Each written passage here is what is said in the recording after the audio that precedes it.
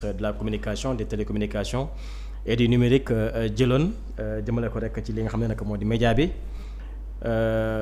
keroog Aïssatou Diop Fall demoon jëli ji li nga xam ne nag moo di notification pour chaîne yi nga xam ni moom la daal di jiite bokkoon ci chaîne YouTube bi nu duppee li nga xam ne nag moo di Public SN TV le quotidien le public ak le site internet public.sn pour rek mu dakkal publication ba keroog muy dëppoo ak li code la presse daal di wax moom Aïssatou Diop Fall jàpp na ni loolu abus de pouvoir la waaye aussi bokkul ci cër yu nu cëralee kii di le ministre de la communication Alioune Sall ba loolee mu attaqué ko fële ci cour suprême ana tey lan la ñu mën xaarandi ci recours bi Aïssatou Diop Fall daal di dugal. waaw xam nga. loolu nag mën nañ ci débattre. c'est des questions yu am solo. léegi puisque l'autorité judiciaire est saisie alors nañu xaar man bokk na ci décision yi ma ëppal njëriñ jamono ji yi may xaar parce que j'ai envie vraiment de savoir concrètement qui des deux entre le Conseil national de régulation de l'audiovisuel et le ministère de la communication des télécommunications et du numérique kan mooy vraiment l'autorité compétente moi j'ai envie de savoir. waaw ndax moom jàpp na ni. loolu moom exclusivement cëru Sénégal la war mais ci code de la presse loolu la wax. code de la presse loolu la wax article 212 daf ne tudd fi ministère daf ne. les décisions de sanction de l'organe de régulation peuvent faire l'objet d'un recours en annulation devant la juridiction suprême compétente en matière administrative. loolu wax de waxul ministère le ministère c'est pas un organe de régulation déedéet l'organe de régulation c'est le CNRA donc s'il y a une sanction qui doit émaner de l'administration sénégalaise ça doit être celle du CNRA en tout cas loolu la code bi wax l'article 212 léegi moo tax moi j'ai envie de savoir dans ce qu'on appelle l'arrêté dans les arrêts plutôt de la chambre administrative de la Cour suprême bëgg naa xam effectivement kan mooy véritablement l'autorité administrative compétente loolu moo bëgg naa xam loolu balaa ñuy wax ci mbirim sanction yi xam nga code de la presse wax ci li muy bëri yëpp ci wàllum sanction moom ñaar la sanction pénale et les sanctions administratives sanction administrative dañ na ne préfet bi sax mën na sanctionner décider ne média bi sama gox maa ngi ci département Dakar site bi wala télé bi rajo bi ci sama département la nekk man maay l'autorité administrative département bi mën na demander mu censurer mën na censurer média mën na tere diffusion média bu fekkente ni média bi dafa violer dafa wàccoog li code bi wax d'accord maanaam di yee fitna di wane image yoo xam ne mën na taal réew mi xam nga di def lu ñuy tuddee loo xamante ni daal moom heure bu ñu waree defee rek moom mu ngi yàq autorité bi mën na jël décision ne lii dootoo fi diffuser dootoo fi jàllale mais loolu jotewul ak dara yóbbu la police déedéet loolu sanction administrative la loolu mu ngi commencer article 210 ba 211 mu am lu ñuy tuddee les sanctions pénales 214 sanction pénale mooy tey diffusion de fausses nouvelles du wàllum d'autorité administrative moo lay lijjanti de déedéet le journaliste qui aura diffusé une nouvelle fausse il a affaire avec la justice et non avec l'administration déedéet le journaliste bi nga xamante ni dafa def diffamation c'est une affaire pénale civile la mais justice moo koy régler du autorité administrative préfet moo naa non def naa diffamation léegi nag loo ci xalaat déedéet léegi kon dafa am ku ne dafa am cër ak lu ne fu ñu koy régler léegi nag 212 daf ne le recours n'est pas suspensif alinéa 2 maanaam bu ñu daggee bu ñu la teree wala ñu sanctionné la yow média bi loolu nga dem contester ko du mën a tax décision bu ñu la teg ñu ajandi ko dañ koy appliquer il n'est pas suspensif mu ne cependant toutefois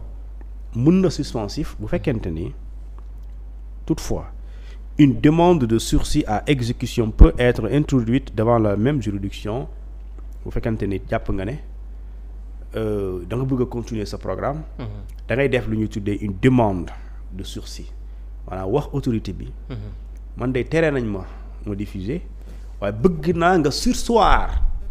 décision boobu maanaam nga ajandi décision boobu le temps que haute cour suprême maanaam excusez-moi le temps que cour suprême décider ma xam fan lay féetee nga bàyyi waale ma diffuser waale sama programme mais loolu day fekk soo defee recours ba pare puisqu'il n'est pas suspensif da ngay defaat beneen demande d'accord de sursis à exécution de la décision bi nga xamante ni moom mooy la décision de l'autorité bi nga xamante ni moom moo nekk l'autorité de régulation de ce qu'on appelle de l'audiovisuel léegi loolu mooy l'article 213 léegi nag on attend li nga xamante ni moom mooy la chambre administrative lan lay tontu et j'ai vu nag quelque part les Sénégalais mélangés la Cour suprême a répondu non parce que ñu si bëri bi ñu liiree li nga xam ne nag moo di communiqué bi ñu si bëri dañoo jàpp ni Cour suprême dafa jox dëgg Aïssatou Diop Fall ndax booy xool ci suuf dañoo def par ces motifs en forme déclarer le présent recours recevable donc ñu si bëri dañu yaakaaroon ne mbir mi noonu lay demee ak li nga xam ne nag moom doon def ci fond bi annuler purement et simplement l'arrêté numéro 01059 pris le 22 avril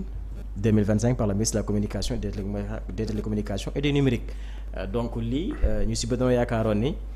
Aïssatou Diop Fall dafa am dëgg ci kaw ministre bi. non c'est-à-dire Aïssatou lu mu bëgg la wax. lu mu bëgg. waaw léegi moom mooy wax daf ne bëgg naa yow justice. nga defal ma lii nga déclarer. sama recours bii nga déclarer que recevable loolu mooy sué Aïssatou. léegi képp ku def recours loolu kay xam nañ ko mbir mi bi waa conseil constitutionnel mujj fii.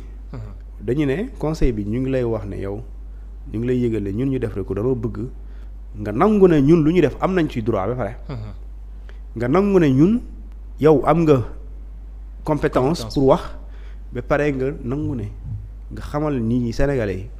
dafa am rupture du principe d'égalité ba pare nga wax leen ne lii bu amee dañoo modifier loi bi. loolu yow li nga bëgg yow requérant yow mi bind li nga bëgg ngay wax. léegi bu fekkente ni da nga koo bind sénégalais yi ñu dagg partie boobu. jox ko travers di ko wërale ci médias yi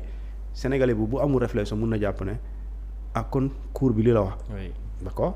mais kii waxul bu doon cour bi du wax déclarer maanaam déclare. parce que moom mooy wax fii daf ne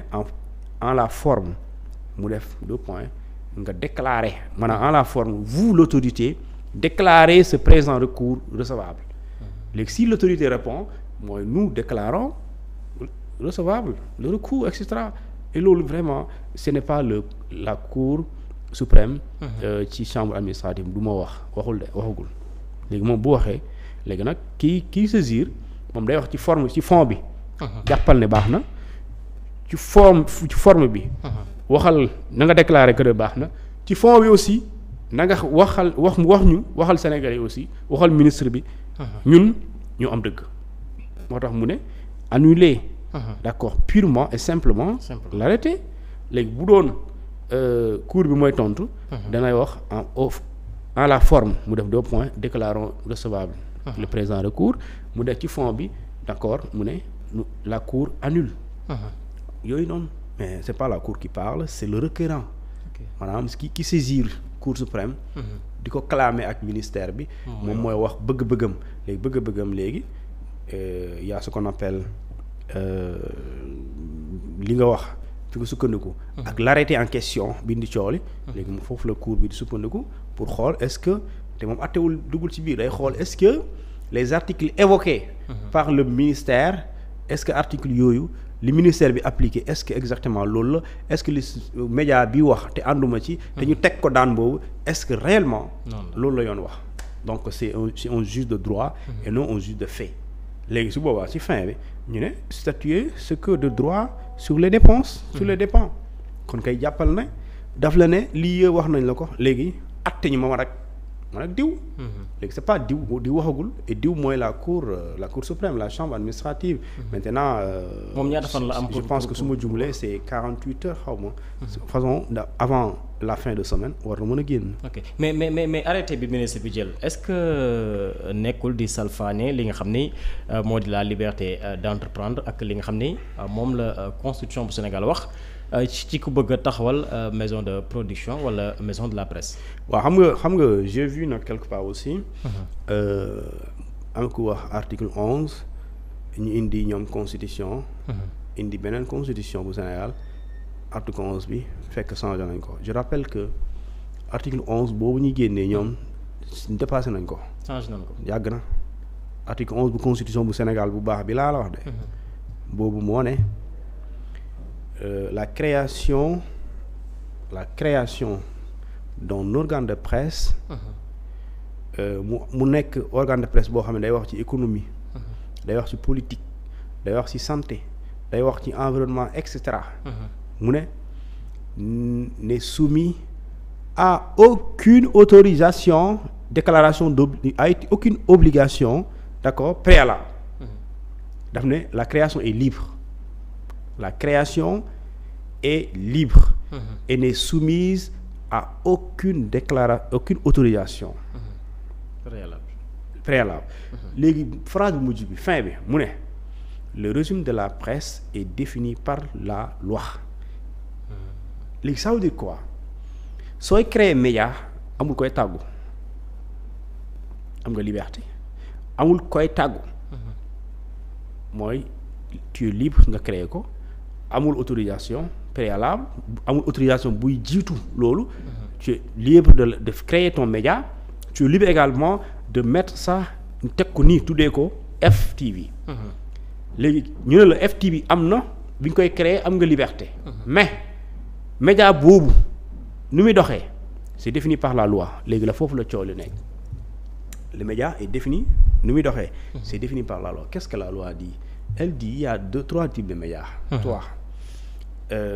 les entreprises de communication audiovisuelle mooy télévision yi les radios et la presse en ligne ñetti moo am léegi ñu ne la boo mën a doon ci ñett ñi fay liggéeyee moom ay journalistes lañ ay techniciens des médias bokk na li tax ñu ne yaa ngi ci règle ñu ne au moins pour ñu xam ne yaa ngi ci règle da ngay am ñetti journalistes yoo xamante ni au moins ku nekk si ñoom da nga koy signer contrat nga koy fay salaire contrat bi dégg ci nga cotiser ko impôt nga cotiser ko caisse de sécurité sociale nga cotiser ko IPRES nga cotiser ko IPM institution de prévoyance maladie nga koy fay salaire am normal bokk na ci ñu ne nga am directeur de publication boo xamante ni yoon lu mu tënk ci directeur de publication nee nañ 10 ans lay am lu gën a tuuti ñu ne la il faut nga am rédacteur en chef lu gën a ndaw 7 ans la mooy ci ñetti médias yi ma la wax yëpp radio télévision presse en ligne ñu ne ok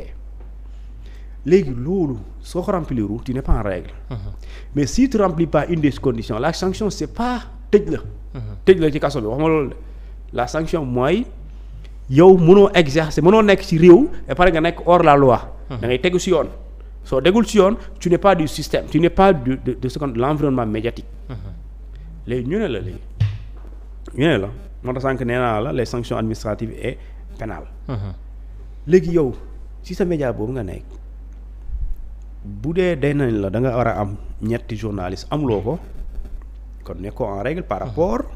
au fait que da nga war a am ñetti journalistes suñ la ne tey média bu fayul impôt administration fiscale mooy wax ak yow du justice média bu fayul impôt du justice mooy wax ak moom du ministre bi maanaam du ministre des télécommunications aussi moo naan tëjal chaîne bi déedéet média bu fayul impôt waa impôt ñoo ñëw ci média bi ne ko yow da nga ñu yoreel impôt fay ñu léegi bu dee dafa leen bañ a fay impôt état jox na ko arme c'est le code général des impôts wan na nit ñi inspecteurs yi fan ngeen di jaar ci entreprise boo xam ne dafa leen bañ a fay yow ministre bi nekk ko fi mais tamit Thioune loolu est-ce que c'est pas contradictoire ak li ñu gis fan yi ñu gis ni waa ADPM yëkkati ab koppar pour jàppale ñeen nañ ñoo xam tey jii danoo faree ci presse bi te ñeen nañu jàpp na ni ñoom it dañoo am problème ak li nga xam ne nag moo di waa l'impôt waaw mais ADPME liggéeyam lay def impôt moom joxewul impôt du joxe impôt day nangu day récupérer impôt day def liggéeyam kii day liggéey ADPME est dans ses missions l'administration fiscale aussi est dans ses missions les missions de l'administration fiscale mooy aller récupérer de l'argent auprès des entreprises et des Sénégalais léegi nag entreprise biy joxee ay ñooñu moom yoonam nekk ci loolu yaa ngi dégg moom dafay dem récupérer xaalis kii day ñëw jàppale ñu am convention am fu ñu tënku dama ne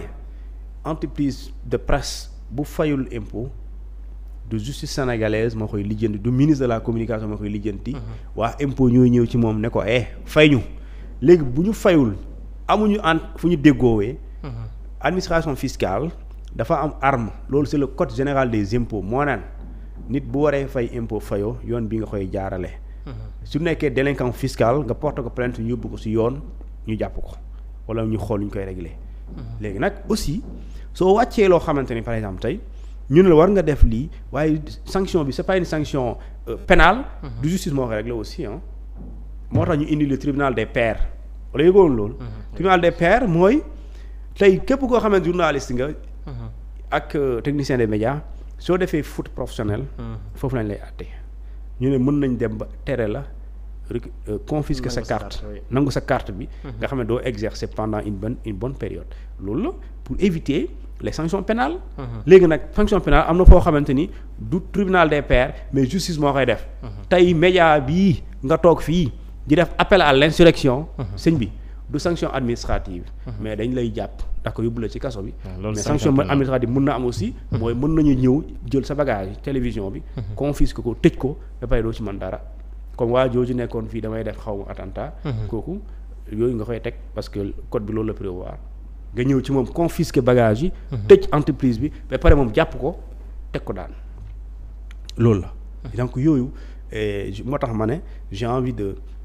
lire la décision de la Cour suprême de la chambre administrative pour xam effectivement entre le CNRA et le ministère des télécommunications, de la communication et du numérique, qui vraiment des deux est l'autorité de régulation, parce que le code parle de l'autorité de régulation et non du ministère.